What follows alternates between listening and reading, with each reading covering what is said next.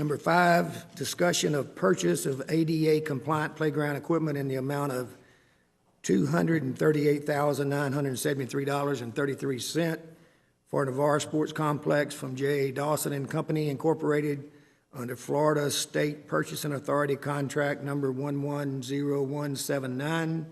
And these funds would come from District 4 Rec Funds. Commissioner Rob Williamson. We'll go to public comment. Okay, go ahead. Come on. Name and address, please.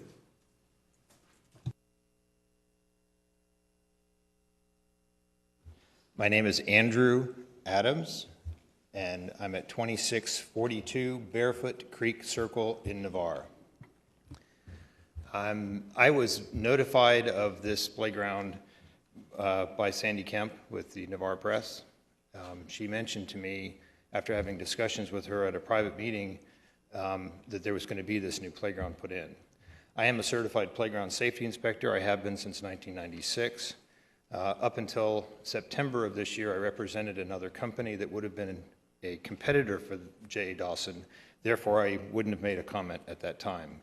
I am currently employed with Big Toys, which is another division of the same parent company that Game Time is.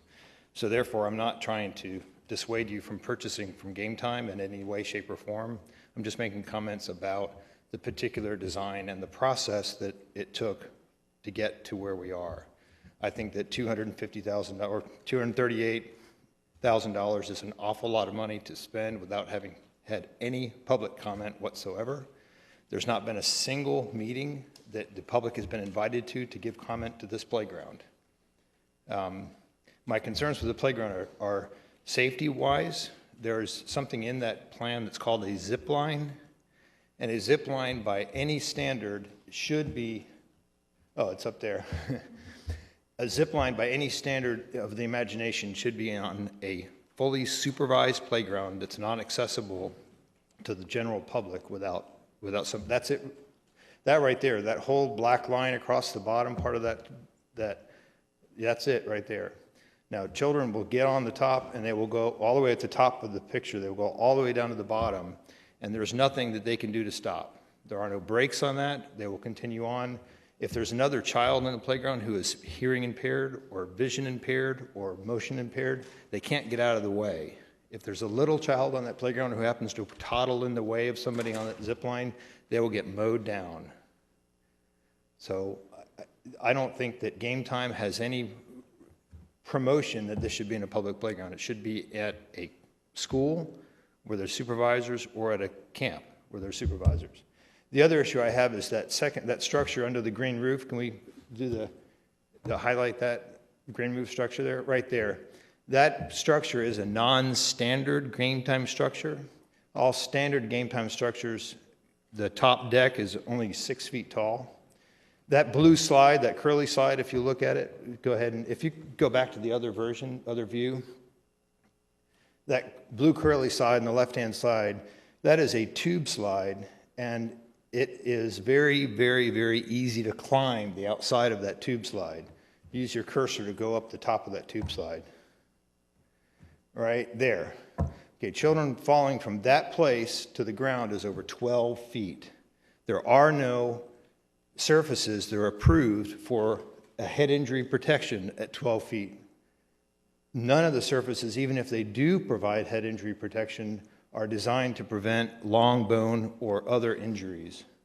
So therefore, that is a particularly dangerous thing that Game Time generally does not put in its playgrounds. That's only being done at a specific request of this specific design. The other thing I have as an issue with that design is that it does not include anything natural whatsoever. There are no natural objects, and the current thinking in playground design is to include as much nature as possible. That includes absolutely zero nature. So therefore, I would volunteer to work with the committee to come up with a better design. I think that the Game Time representative would be perfectly happy to modify the design at this point.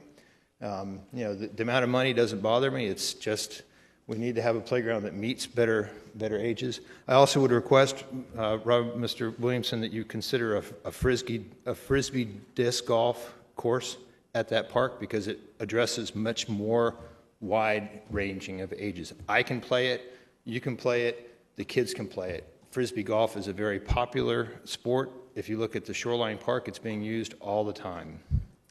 The other thing, I have one more comment. I've been to that park twice in the past week, and not a single time have I been able to go into that park without being on the driveway.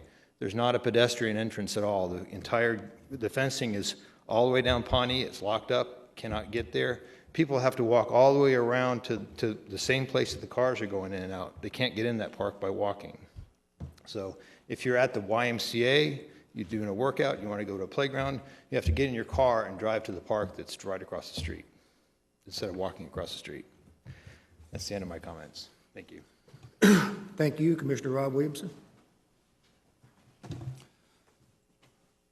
Thank you for your comments. Do we have any other public comment before I make mine? I see that we have some members of the NYSA board that are here.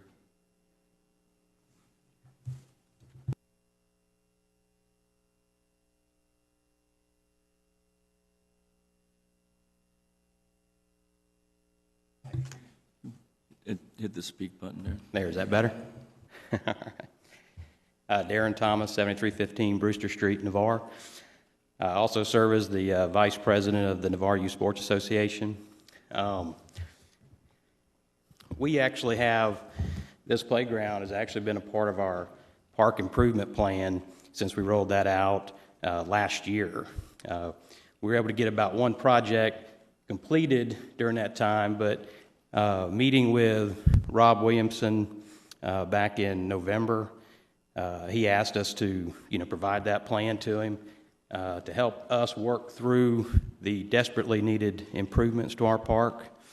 For those of you that have been out at the main sports complex, we've got a great facility out there. It serves, we have over 2,000 player registrations a year. I think it's one of the largest in the county, certainly largest in the south end of the county.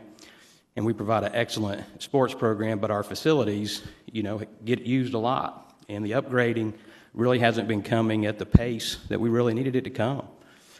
Fortunately, with Rob Williamson, he has been very vocal, very attentive. He had helped us with our project plan. We've met several times. It's been posted on our website since November so that the whole community could see it. He's actually been present at several of our board meetings, which the public is invited to attend. We have had, especially in November and December, quite a few people were there in attendance to look at the different items we had on the project plan. I'm happy to report that many of those projects are moving forward. Some have already been completed, and the impact up there is already being felt. This playground that he's talking about, we are very excited about.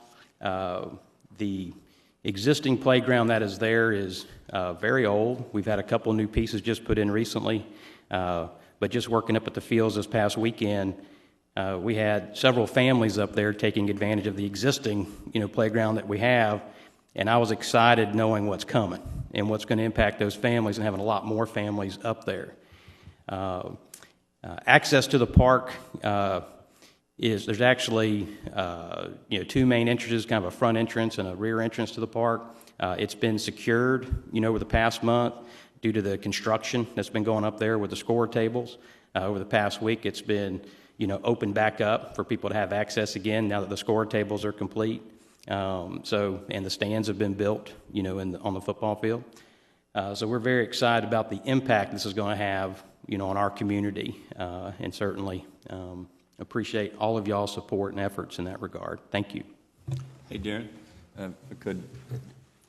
The access to the park, moving forward now that the construction is done, the improvements to the bathroom notwithstanding that might have to close it up again while materials are being stored there, is there 24-hour access to that park? Would it normally be open? Yeah, it's very rare circumstance that the gates are actually locked, and that was only through direction by the county when they were doing the construction. So other than that, yeah, there's 24 access to the park, 24-hour access. Okay. And the needs assessment, was that posted online or anywhere else for folks to have access to it? Yeah, that's on the NYSA Sports website on the homepage. Okay, thank you. All right, thank you. Any other comments? Commissioner Williamson, what's your wishes? I certainly entertain any questions from the board. I think that, Andrew, it's good that you came today and brought up some safety concerns. We had exchanged emails back and forth, tried to get a response to some of the concerns he had initially. I think he had seen Phase 1, and when looking at some possible cost savings,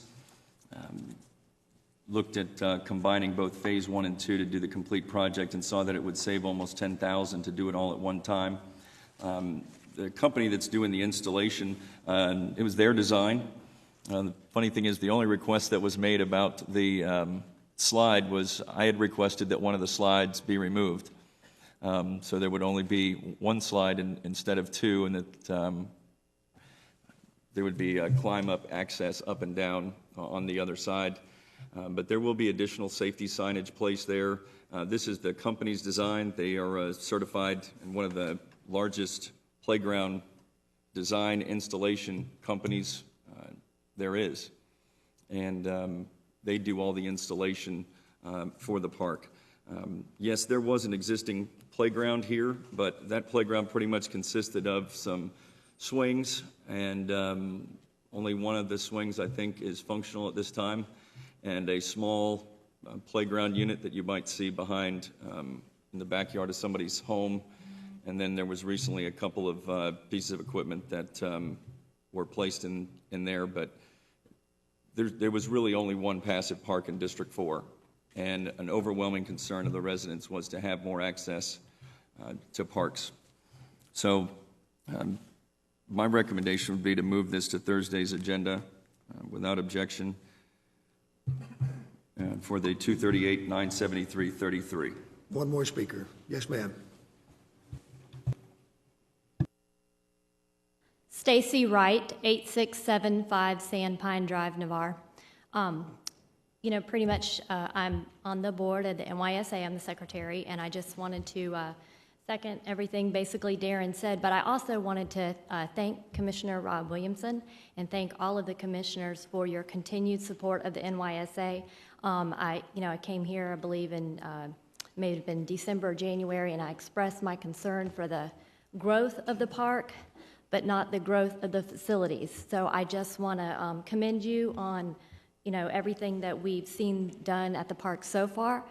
We do have a 3-year plan in place that's been on the NYSA website for a few months now, as Darren stated, for the public to view.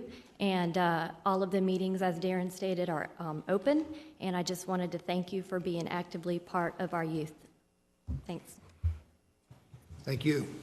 Mr. Chairman, Commissioner Ledger. just one observation. J.A. Dawson and Game Time did the playground down at Tiger Point 6 years ago. That equipment's held up very well. Good design.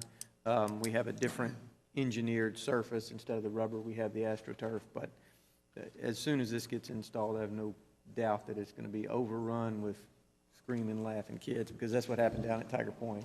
It's a great improvement. Thank you. One last comment, brief.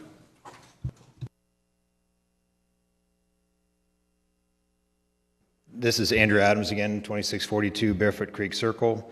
I recognize the NYSA's wanting to improve the park, and I certainly support that. I mean, recreation makes a huge difference. I mean, I'm a fairly fit person. I believe in fitness. I think that's the big thing that's we got to do. But NYSA only addresses a very small percentage of the Navarre population. I have not visited the NYSA website because I don't have young children that play in NYSA. That doesn't mean that I'm not welcome in the park. That doesn't mean anything. It just means that I don't go to the website, and there hasn't been anywhere else that it's been posted that I'm aware of. It has not shown up in the Navarre Press. It has not shown up anywhere else. It has not been on on anybody else's website, as far as I know. I mean, am I wrong with that? Has it been anywhere else but the website? Yo, back this way. Is it anywhere else but the website? I don't believe so. So therefore, I don't think we've involved the entire community. Like, now, the bicycle trail plan is involving the entire community. I applaud that. I'm a bicycle rider. I love the thinking about going to, and having a bicycle trail plan. But this playground has not been has not been vetted that way. So, you know, and J.W. Dawson is a fine company, but you know they're making their 20%. You know, they're happy to make their $40,000 from Santa Rosa County. You know, if you want to buy it, they'll sell it, no problem. They're not going to give you advice like I'm giving you. Thank you. We're going to move this to Thursday's agenda without objection. Here, none, it passes.